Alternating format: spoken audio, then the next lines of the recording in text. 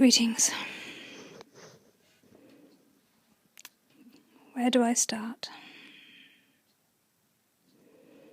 I'm speaking on the 25th or 6th or 7th, I think, of July.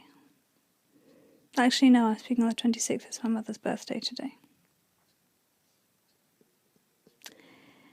We've just come back from the most wonderful weekend away with my family. That is my parents, my husband, my eldest son, my aunt, my elder son's partner, Matthew. We went to Hever Castle. If you've ever been there, you'd know that it's one of the most beautiful places, when quiet, that you could ever be, you could ever see. And if you haven't been, you must go. Such a beautiful little castle.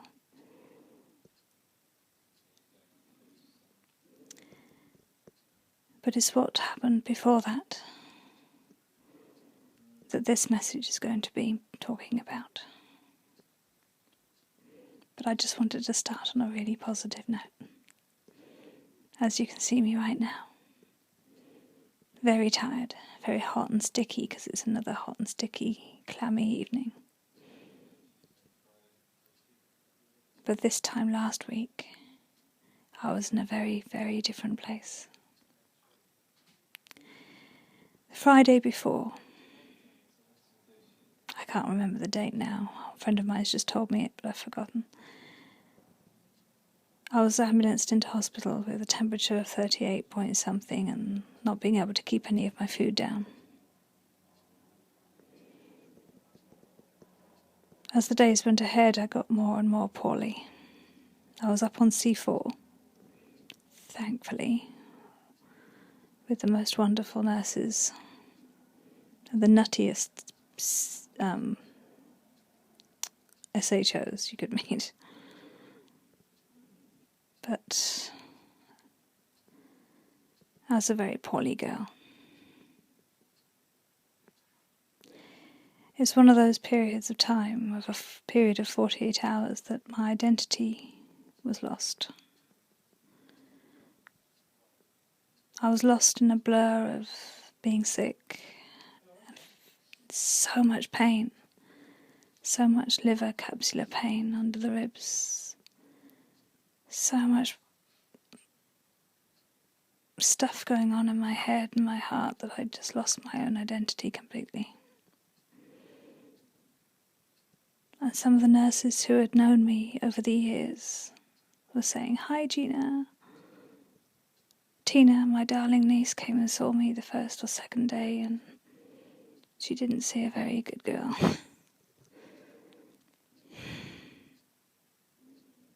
I was frightened beyond anything I could imagine.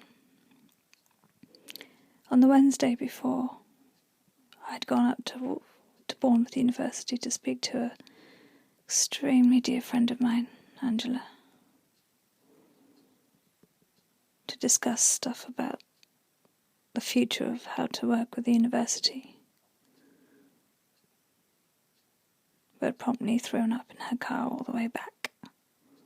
Thankfully I had sick buckets and it was all sorted for the journey back, but it had been quite a traumatic few hours leading up to going into hospital, and those few hours, those few days in hospital. It must be very difficult. Well, it is, I know, very difficult to nurse a patient who you can see, who you've known before as being upbeat and positive, who suddenly comes into hospital very poorly and looking like a rabbit in headlights, scared, weak, very, very weak. I couldn't sleep at night. Nothing. I had subcut anti-sickness medication I had IV fluids. They stuffed me up with IV antibiotics and IV paracetamol. Everything was IV because I wasn't keeping anything down. That continued for about 48 hours. And then slowly they started to trial me with IV paracetamol. And then I think it was the Sunday into the Monday they started trialling me without the subcut. Anti-sickness. And they put me on cyclizine. Now I'm going to name a name. And I make no bones about it. Mark, the palliative care link nurse, hospital nurse, Mark, who liaises with my wonderful Barbara, who I see in the community. He was stood at the notes desk, just nearby where I was laying. He turned round and I recognised him from 2 years ago. In this blur of rubbish, I pointed straight at him and told him who he was. And he stayed with me for 15 minutes. Completely off the cuff. No rushing, no making me feel as if I was in his way. We talked things through and I could see him analysing me with his eyes, my face, listening to my voice. He was watching me, looking at me. He came back the following day after suggesting a different regime, putting me on clonazepam for the night, which worked. Oh boy, it worked. It was the first time I'd slept in ages properly. And then increasing my steroids. Came back to me the next day and stayed a good half an hour. And I'm talking a good half an hour.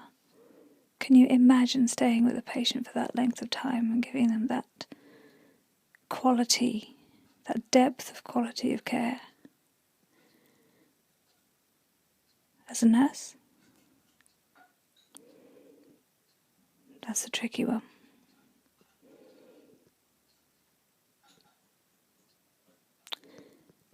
He gave me hope. He's a palliative nurse who gave a patient hope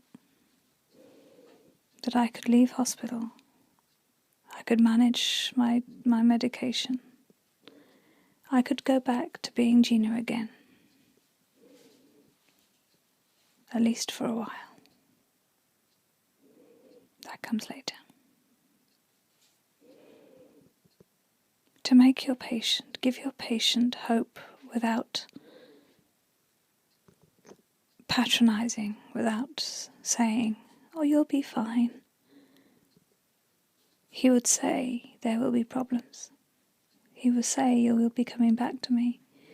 He will say, you'll have to reassess this again further down the line. But for now, we can manage this. And they did. He took the time, and while he was talking to me and listening to my voice, he was looking at every aspect of what I was. He could hear the anxiety in my voice when I talked about taking the lignocaine patch from under my breast off for 12 hours and saying to me, well, there's, this is why we do it, but in your position. But I have managed to keep it off, 12 hours on, 12 hours off. And it's worked. You see, as a patient, we need to learn to trust. That's a very rare commodity in the NHS these days. Trust from patient to professional, professional to professional. and sometimes professional to patient. For a patient to trust that the nurses and the doctors know exactly what they mean when they say, this is what we suggest, this is what we could trial, see what it does. And when it works, it works. There's more to come, a lot more to come. But these are little snippets of time. To bring hope to your patient without patronizing. To spend time with your patient. Watching everything. Listening to their anxieties.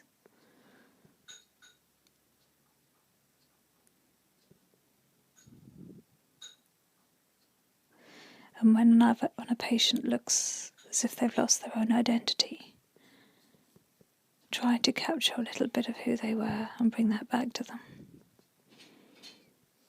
Addressing them by name, the name they want to be called.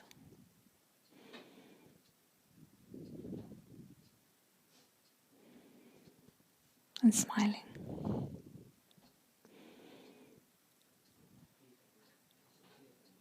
In the midst of all the confusion, sometimes a smile really does make a huge difference.